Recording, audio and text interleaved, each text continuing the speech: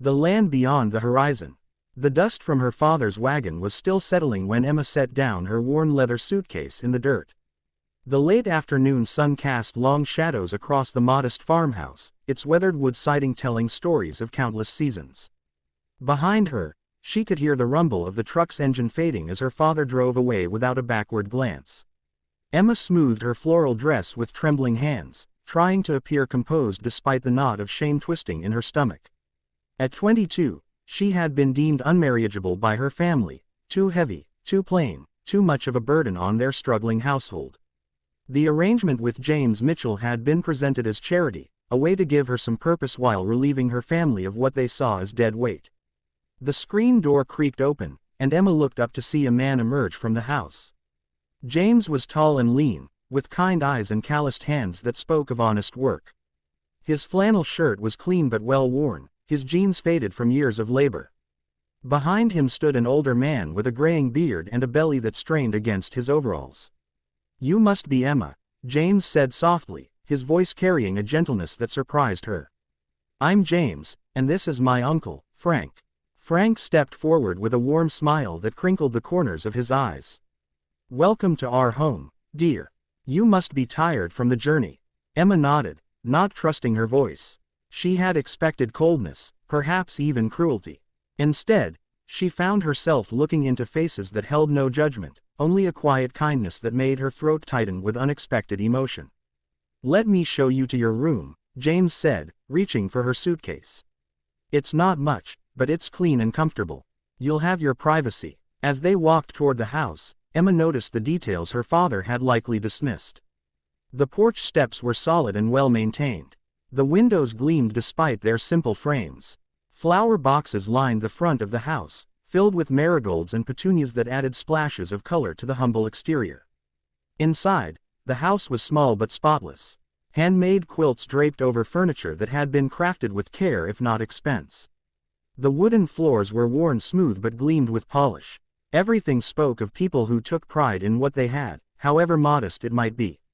"I know this isn't what you're used to," James said quietly as he set her suitcase down in a small but tidy bedroom.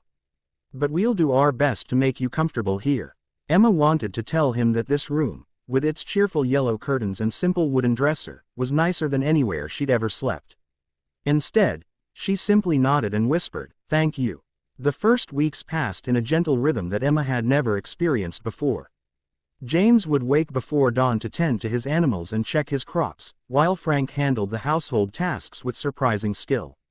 Emma found herself helping with cooking and mending, small contributions that were met with genuine gratitude. Neither man ever made her feel like a burden or spoke of her as charity. When she offered to help with the heavier work, James would smile and suggest she focus on the vegetable garden instead. "You have a gift with growing things," he told her after her third week there, when the tomatoes she'd been tending began showing remarkable improvement. But Emma couldn't shake the feeling that she was living on borrowed time, that eventually they would realize what a poor bargain her family had struck. It was on a humid Tuesday morning, nearly a month after her arrival, that everything changed. Emma was hanging laundry on the line behind the house when she saw a black sedan making its way down the dirt road. Her hand stilled on the clothespins as the car pulled up to the house. Two men in expensive suits climbed out, their polished shoes looking absurdly out of place in the farmyard dirt. James emerged from the barn, and Emma watched from behind the fluttering sheets as one of the men approached him with a folder of papers. She couldn't hear their conversation, but she could see James nodding and pointing toward the horizon, where his modest field stretched toward the tree line. After the men left, Emma found James sitting on the porch steps, staring out at his land with an expression she couldn't read. "Everything all right?" she asked tentatively, settling beside him on the worn wooden step. James was quiet for a long moment. Then he turned to her with a slight smile. "Emma, I need to tell you something. About this place. About me." She waited, her heart beginning to race with worry that he was about to send her away. "Those men who were just here," James continued, "they represent a development company. They've been trying to buy my land for 2 years now." Emma frowned. "Your land?" James gestured toward the fields that rolled away from the house. "All of it, as far as you can see in any direction, and then some. Nearly 3,000 acres that my grandfather left me."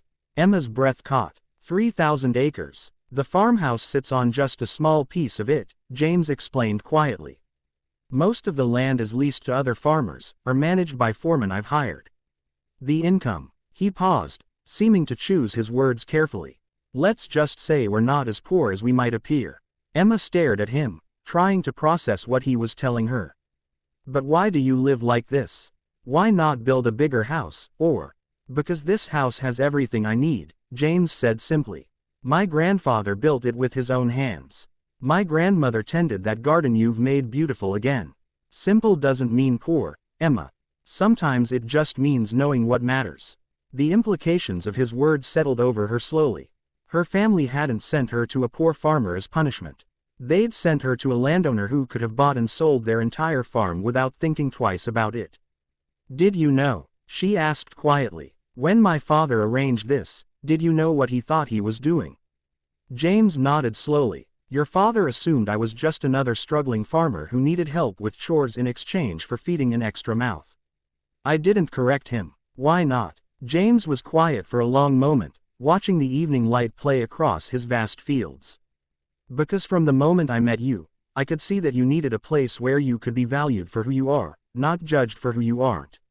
And honestly, Emma, this place has been more of a home since you arrived than it had been in years. Emma felt tears prick her eyes. I thought I was charity. You were never charity, James said firmly. You were exactly what this place needed. What I needed. Frank appeared in the doorway behind them, wiping his hands on a dish towel. Supper's ready, he announced, then paused to look at them both. And Emma, I hope you'll stay. This old house has been waiting for someone like you to make it sing again. As Emma rose to go inside, James caught her hand gently.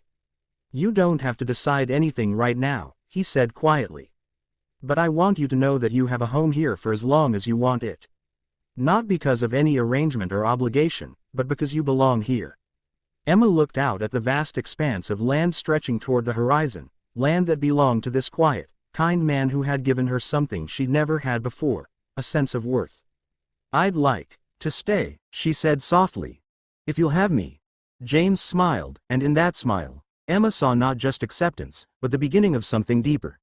Something that had nothing to do with land or money, and everything to do with two people who had found in each other exactly what they hadn't known they were looking for.